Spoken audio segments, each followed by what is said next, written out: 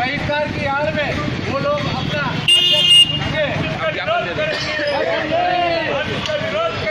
विरोध करेंगे।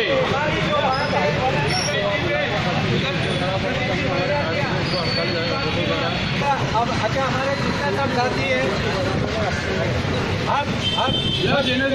यहाँ पे सब पूरा शांतिपूर्ण तरीके से राहुल जी इसका विरोध कर रहे हैं और हम शांतिपूर्वक ही चलेंगे, परंतु उनको पूरा उनकी बदमाशियाँ, उनकी कारगुजारियाँ हम यहाँ पर उजागर करेंगे। मीडिया लड़ाई काय की है? न्याय की है। लड़ाई काय की है? न्याय की है। लड़ाई किसके हित में है? समाज की है। लड़ाई किसके हित में है?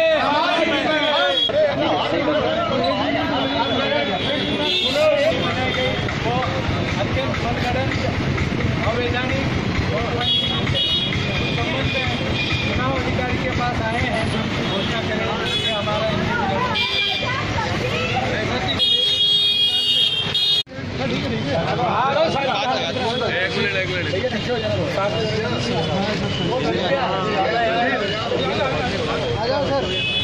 थोड़ा पीछे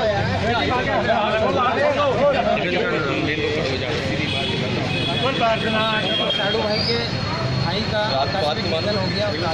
मुझे अचानक जिम जाना पड़ा, आने में विलम्ब हुआ तो क्षमा प्रार्थी हूँ।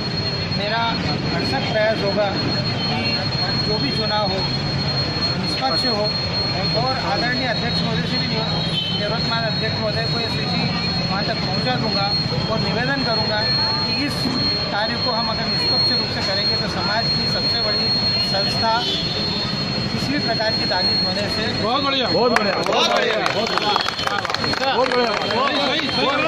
संसद इंदौर के अध्यक्ष के चुनाव होने जा रहे हैं। उस चुनाव की जो सूची जारी की गई है वह बिल्कुल भी सही नहीं है, मनगढ़ंत है। जीतने के हिसाब से अध्यक्ष महोदय ने अपनी सूची बनाई है, उसके अंदर कोई पारदर्शिता नहीं है। हर मंदिर जिनालय पे अलग अलग नियम कायदे कानून उन्होंने लगाए हैं, जबकि संविधान के अनुसार उस सूची का अगर निर्धारण किया जाए तो ऐसा स्पष्ट है उसमें कि 90 से 100 लोग उसके अंदर फर्जी भरे गए हैं। सारे जिनालय कहीं जहाँ उनकी मर्जी आई जहाँ रख लिए, जहाँ काटने थे काट दिए, जहाँ जोड़ने थे जोड़ दिए। और यहाँ तक कि एक परिवार के पीछे एक सदस्य होना चाहिए, तो यहाँ ये देखा गया है कि पति पत्नी पुत्र रिश्तेदार यही ज्ञान सब वो पुत्र वधू हैं, वो सब इसके अंदर कहीं ना कहीं मंदिर से जोड़ लिए गए, जबकि एक परिवार से एक होना था। हमारा सिर्फ एक प्रश्न है कि जब परिवार से एक होना है तो पत्नी अलग और पुत्र अलग और खुद अलग, ये 3 अलग क्षेत्र से हो तो क्या 3 परिवार हो गए? आप इसका जवाब दीजिए, पर वो जवाब हमें नहीं मिलता। हाँ, आज हमने इस संबंध में पूरे बिंदु जो उसके अंदर अवैधानिकता की गई है, अनियमितता की गई है, उस संबंध में चुनाव अधिकारी को एक ज्ञापन दिया है और उनसे अपेक्षा की है कि वो सूची को करेक्ट कराएं और इस चुनाव को अभी जो वर्तमान में जिस सूची पे कराए जा रहे हैं उसे निरस्त करें। कब है चुनाव वैसे इन्होंने 15 तारीख को रखा है। आज और कल फॉर्म लेने की तिथि, 7 तारीख को फॉर्म जमा करने की तिथि और 8 तारीख को विड्रॉवल। इतने कम समय में कैसे तो स्क्रूटनी हो सकती है, कैसे प्रत्याशी लोगों से जाके मिल सकता है? ये सब ताबड़तोड़ में जल्दी के अंदर करा के जैसे तैसे कुर्सी पर बैठने का विचार है, जो समाज के अंदर किसी को पसंद नहीं। मैंने कहा कि अधिकांश जिनालय के लोग यहाँ आज उपस्थित हैं और उन सब के इस तरह से अगर ये करते हैं तो उसका बहिष्कार किया जाए। ऐसा क्या पहली बार हुआ है क्या? ये पहली बार हुआ ऐसा कि ये पहली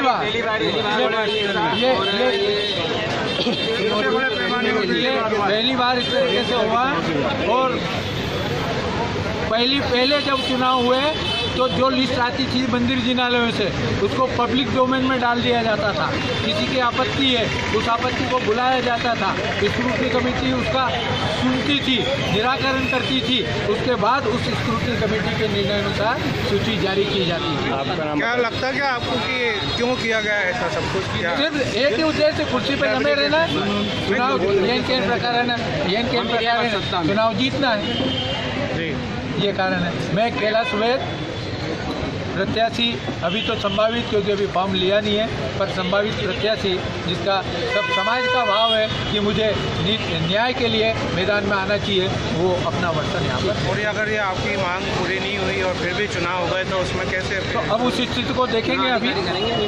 अभी हमने सब लोग मिल गए, एक चुनाव अधिकारी ने अभी हमें आश्वस्त किया है कि वो पूरा न्याय संगत करेंगे, तो हम तो अपेक्षा रख रहे हैं कि वो चुनाव तिथि को आगे बढ़ा दें, उसके टाइम ले लें, हमें उससे कोई आपत्ति नहीं। समाज के सबसे वरिष्ठ संस्था सामाजिक संसद के चुनाव होना है 15 तारीख को। उस संबंध में जो लिस्ट जारी की गई है उसमें समाज के लोगों को मानना ऐसा है कि इसमें अनियमितता बहुत है। इस बाबत मुझे ज्ञापन दिया गया है समाज के वरिष्ठ लोगों ने। मैं ये पूरी लिस्ट और जो अनियमितता बताई जा रही है वह पूरी सूची निवर्तमान अध्यक्ष श्री प्रदीप कासलीवाल के समक्ष पेश करके इसका जो भी उचित निर्णय होगा वो करवा कर निष्पक्ष और शांतिपूर्ण चुनाव लिस्ट के आधार पर करवाने का प्रयास होगा। ये 15 तारीख को जो चुनाव है, अब चुनाव हो पाएंगे शिकायत के बारे में? चुनाव तो अपने समय पे निश्चित तारीख पर होंगे। अब चुनाव होना नहीं होना, चुनाव में लड़ना नहीं लड़ना, ये तो मतदाताओं का काम है। हमारा काम है निष्पक्ष चुनाव कराना। तो ये शिकायत जो करी है कि चुनाव जो मतदाता सूची है उसमें धांधली की गई है, तो अब उसको कैसे दूर किया जाए? ये शिकायत है। इस शिकायत पे जो निवर्तमान अध्यक्ष को एक काफ़ी भेज कर इस पर उनका वर्जन ले लिया जाएगा कि आखिर क्या किया जाए। इतने सारे लोगों का जो इसमें विरोध है, उस पर आपका जो निर्णय हो वो दीजिए, ताकि फिर चुनाव निर्वाचक मंडल इसका निर्णय लेके अपना कार्य आगे करेगा। अधिकारी के रूप में आप क्या जांच करेंगे इसमें?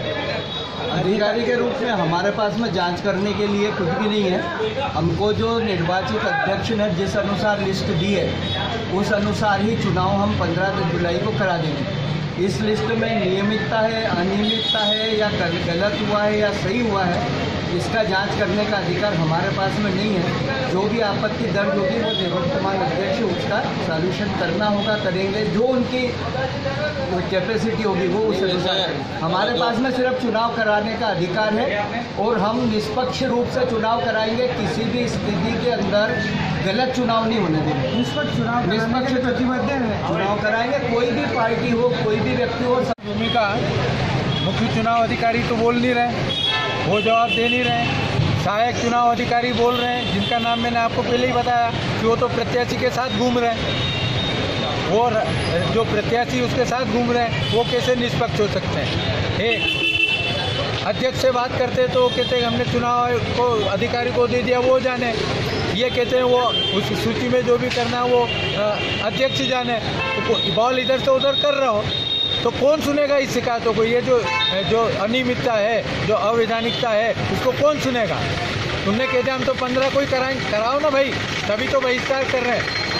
अब समाज के अंदर अगर यही संदेश आपको देना है कि हम तो जैसे भी हो, शाम से दाम से दंड से भेद के लूट खसोट करके हम अपने पास ही अपनी ये सल्तनत रखेंगे, तो समाज देख रहा है, समाज जान रहा है। आम समाज जन कह रहा है कि लिस्ट बिल्कुल गड़बड़। एक बात मुझे बताइए, एक परिवार के पीछे एक सदस्य है और वो परिवार की परिभाषा है जिसमें एक चूल्हा है, पति है, पत्नी है, बच्चे हैं। तो वो एक परिवार का व्यक्ति तीन, मतलब पत्नी अलग से, पुत्र अलग से, तीन अलग अलग जिनाले से कैसे हो सकता है?